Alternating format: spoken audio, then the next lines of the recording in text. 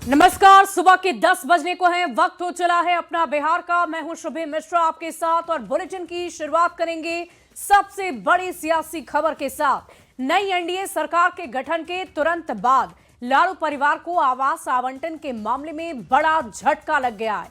सरकार ने न केवल राबड़ी देवी से उनका 20 साल पुराना निवास 10 सर्कुलर रोड का सरकारी बंगला वापस ले लिया और 39 हार्डिंग रोड का घर आवंटित किया है, वहीं उनके बड़े बेटे यानी कि तेज प्रताप यादव से भी उनका आधिकारिक आवास ले लिया गया है।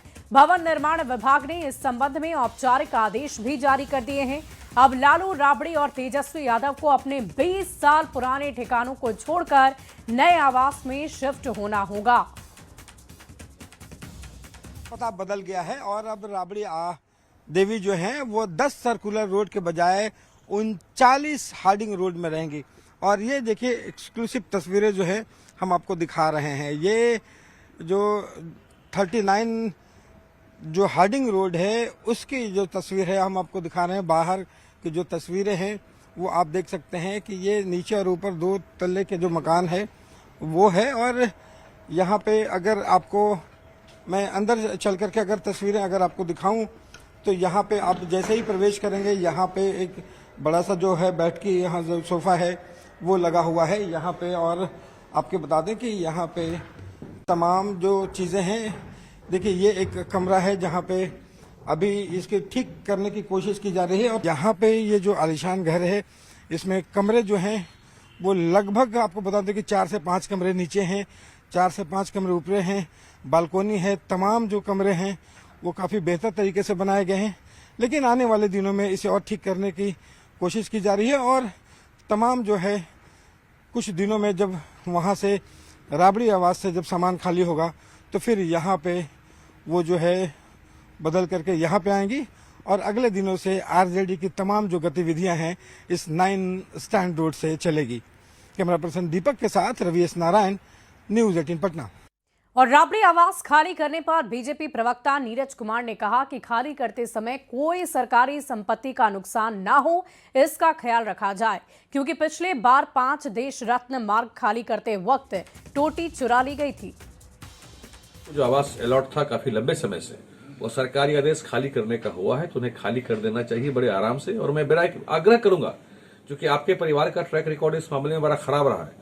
जब 10 सर्कुलर रोड को आप खाली करेंगे तो किसी भी सरकारी संपत्ति की वहां से चोरी नहीं करेंगे, किसी का आप वहां नुकसान, सरकारी संपत्ति का नुकसान नहीं पहुंचाएंगे। हम लोगों की बड़ी पैनी निगाह रहेगी, इस पर ध्यान रखिएगा। इसलिए कभी भूल की गलती इस बार नहीं करिएगा। जैसे आप लोगों ने जो डिप्टी सीएम के लिए जो बंगला अलॉट था 5 देश रत्न मार्ग, वहां से निकलते वक्त आप लोगों ने टोटी तक चुरा लिया था, वो काम यहाँ नहीं करिएगा।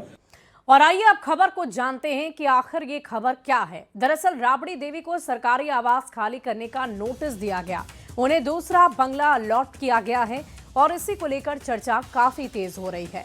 राबड़ी देवी का पता बदल जाएगा। अब तक इनका पता था 10 सर्कुलर रोड, लेकिन अब जब ये बदलाव हुआ है, इसका फैसला लिया गया है, तो अब नया पता होगा 39 हार्डिंग रोड।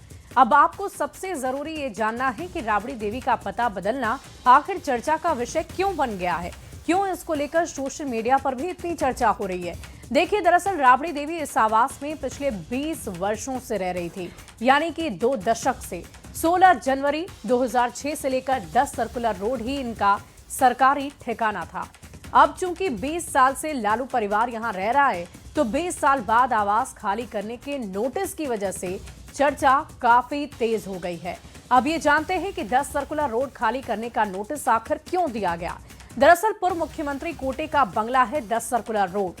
राबड़ी देवी अभी विधान परिषद में नेता प्रतिपक्ष है और नेता प्रतिपक्ष के नाते 39 हार्डिंग रोड इन्हें आवंटित कर दिया गया है। मंगलवार को बिहार के भवन निर्माण विभाग ने मंत्रियों के साथ साथ बिहार विधान परिषद राबड़ी देवी के लिए भी नए आवास का आवंटन किया है। भवन निर्माण विभाग की तरफ से औपचारिक पत्र जारी किया गया है।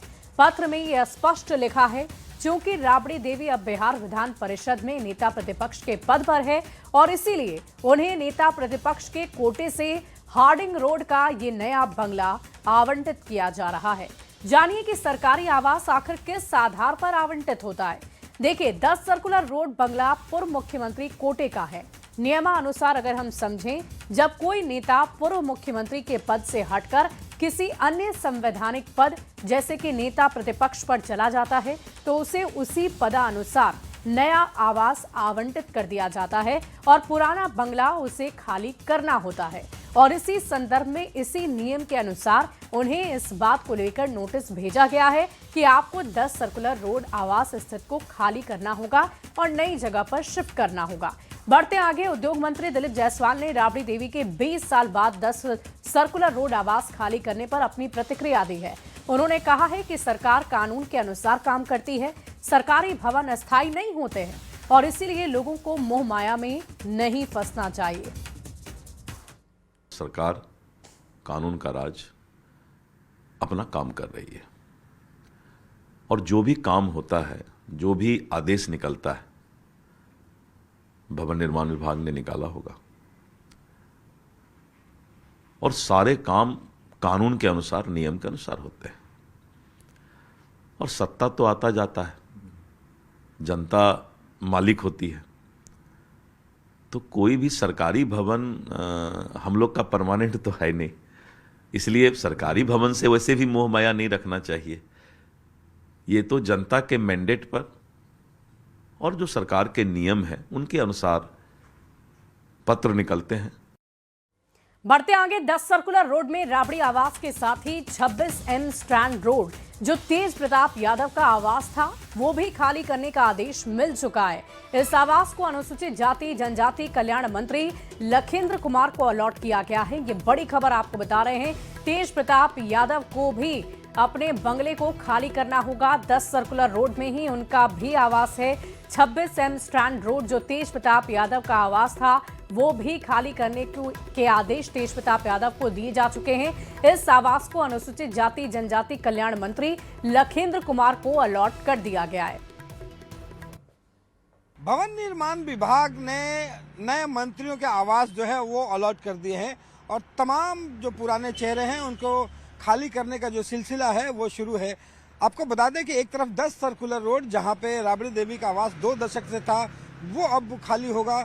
वहीं साथ में जो तेज प्रताप यादव जो 26M स्टैंड रोड में रहा करते थे वो भी खाली करने का आदेश है। और आपको बता दें कि ये 26M स्टैंड रोड की तस्वीर जरा देखिए, यहाँ पे आपको बोर्ड लगा मिलेगा तेज प्रताप यादव और पूर्व मंत्री बिहार सरकार। तो यहाँ पे तेज प्रताप यादव रहते थे, लेकिन अब ये अनुसूचित जाति और जनजाति जो कल्याण मंत्री हैं लखिंद्र कुमार, उनके नाम से ये अलॉट हो चुका है और यहाँ से तेज प्रताप को भी अब खाली करना है। तमाम जो लोग हैं, कार्यकर्ता हैं, वो यहाँ पे हैं और जिस तरीके से खाली करने का जो आदेश आया है 10 सर्कुलर रोड या ये और तमाम लोगों को, देखिए ये इस तरह का क्या है कि लालू जी काफी बुजुर्ग हो गए हैं, एक विपक्ष के भी बड़े लीडर हैं और काफी सीनियर हैं, तो उनके साथ इस तरह का बर्ताव चाहे कोई भी पॉलिटिकल पार्टी हो उसको नहीं करना चाहिए। ये पॉलिटिकल कॉन्स्पिरेसी के तहत रिवेंज लेने का जो सिस्टम बना लिया गया है ये गलत है। ऐसे भी जो श्रीमती राबड़ी देवी जी जो है विपक्ष की नेता है वो विधान परिषद में, तो ऐसे भी उनको एक क्वार्टर अलॉटेड होना चाहिए। और दूसरा क्या है, और देखिए, कल पीएम मोदी और आरएसएस सरसंघचालक मोहन भागवत ने श्री राम जन्मभूमि मंदिर के शिखर पर ध्वज फहराया जो मंदिर का निर्माण पूरे होने का प्रतीक है, जिसको लेकर गया जी में जहानाबाद के आरजेडी सांसद सुरेंद्र यादव ने कहा कि ध्वजा तो उड़ीसा में भी फहराया जाता है, लेकिन वो संकेत देता है कि क्या बुरा होने वाला है। वहीं विपरीत दिशा में बहता है, अगर हवा पूर्व दिशा में है तो पश्चिम दिशा में फहराना चाहिए, लेकिन देखिएगा कि पूर्व दिशा से तूफान भी है तो ध्वज पूर्व दिशा में ही फहरता है।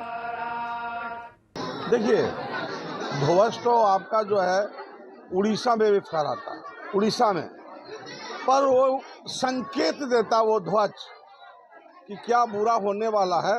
विपरीत दिशा में बहता है, अगर हवा पूर्व दिशा में है तो पश्चिम ध्वज फहराना चाहिए, पर देखिएगा कि पूर्व दिशा से अगर तूफान भी है तो ध्वज पूर्व दिशा में फहरता है।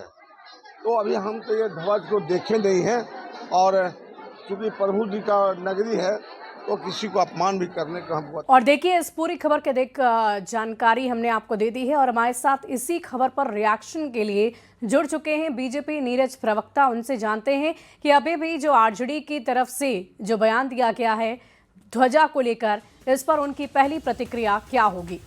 नीरज जी।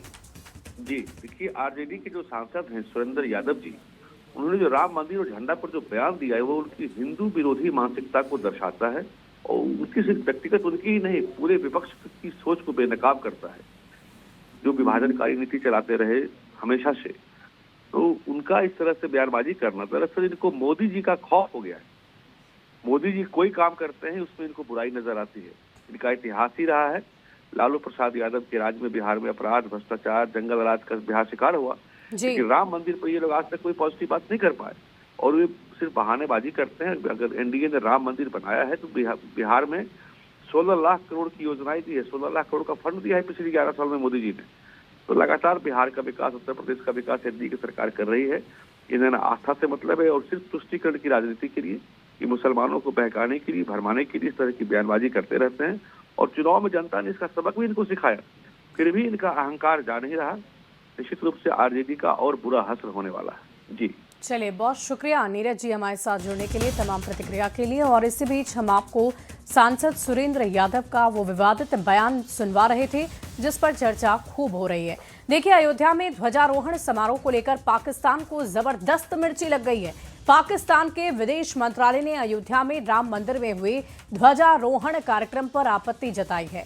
पाकिस्तान के विदेश मंत्रालय ने एक बार फिर बाबरी मस्जिद का जिक्र करते हुए इस्लामोफोबिया का रोना रो दिया है। यानी जब हिंदुस्तान में राम मंदिर में ध्वजारोहण कार्यक्रम हो रहा था तब पाकिस्तान के पेट में दर्द हो रहा था, उससे रहा नहीं गया और उसने प्रेस रिलीज जारी करके अपना इस्लामोफोबिया वाला पैंतरा फिर से चलने की कोशिश की है। बढ़ते आगे, अगली खबर